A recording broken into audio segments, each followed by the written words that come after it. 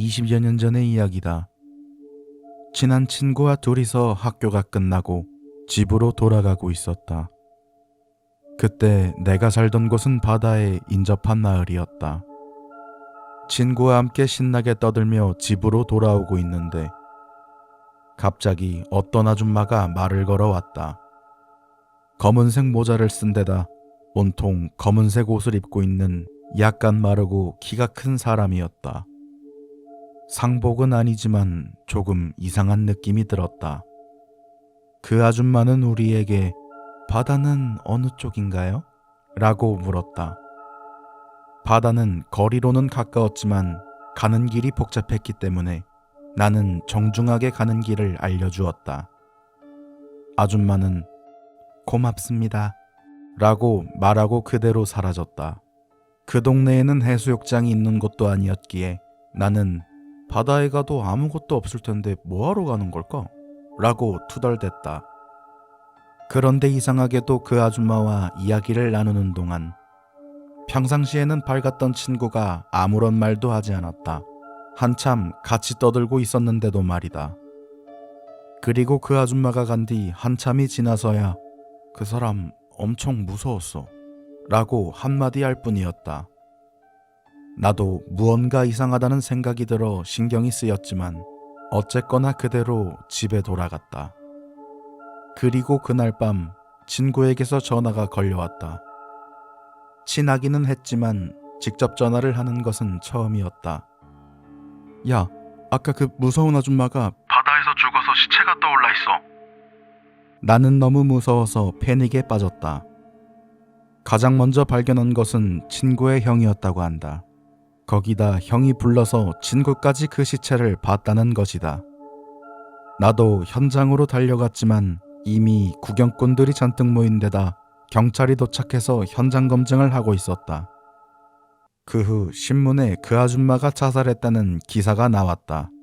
게다가 자살하기 전 남편을 살해했다는 것이었다. 남편을 죽이고 나서 바로 검은 옷으로 갈아입고 우리에게 바다로 가는 길을 물어본 다음 자살을 한 것이다. 사건은 91년에서 92년 사이에 일어났던 것으로 기억한다. 나는 아직도 그날의 일들이 생생하게 기억난다. 별거 아닌 것 같은 이야기 같지만 나에게는 결코 잊을 수 없는 유년 시절의 공포로 각인되어 있다.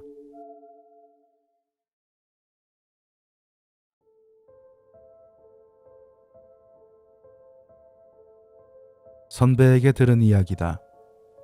내가 가입한 동아리는 옛날부터 동굴 탐험을 하고 있었다. 이와태 현에는 동굴이 잔뜩 있는 데다 당시만 해도 지금처럼 관광지로 개발된 곳이 없었고 동굴 내부의 정보도 부족해 취미로 동굴 탐험과 측량을 하는 사람이 많았다고 한다. 그런 탓에 그의 겨울 역시 평소처럼 동굴 측량을 하기로 해서 꽤 넓은 동굴을 찾아가게 되었다. 참가자들은 각자 다른 동굴에 들어갔고 선배는 친구들과 함께 조사를 하고 있었다고 한다. 측량이 이미 끝난 곳도 있었고 측량이라는 것이 생각보다 귀찮은 것이다 보니 선배와 친구들은 측량은 안 하고 마음대로 동굴 안에서 놀고 있었다고 한다.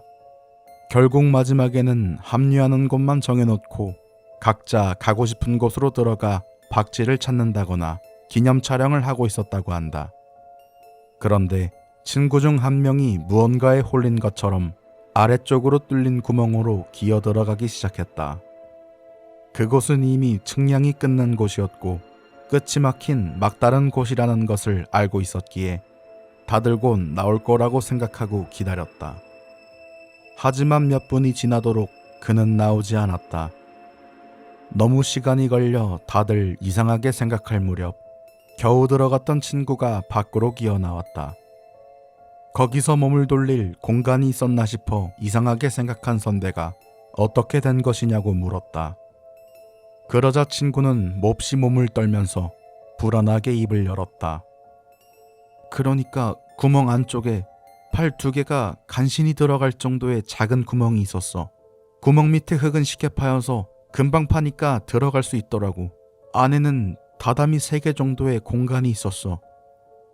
선배는 그제야 어떻게 친구가 몸을 들려서 나왔는지 납득할 수 있었다. 하지만 친구는 여전히 몸을 떨면서 이야기를 이어갔다. 그런데 거기서 후레쉬를 켰더니 흑인형이 길게 누워 있었어. 선배는 친구가 흑인형 모양의 정유석이라도 본 건가 싶었지만 친구는 계속 말했다.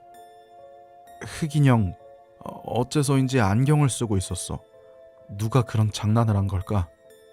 그 이야기를 듣자 모두들 시체구나 라는 생각이 들었다. 선배와 친구들은 바로 동굴에서 나와서 경찰에 신고했다. 나중에 시체의 신원을 들은 바에 따르면 몇 년 전 갑자기 행방불명됐던 근처 마을의 고등학생이었다고 한다.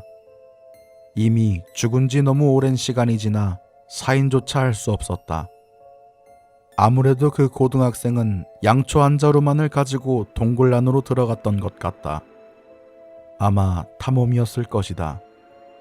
자살이 아니라는 것은 시체 옆에 있던 다 타버린 양초와 과자 봉지로 알 수 있었다.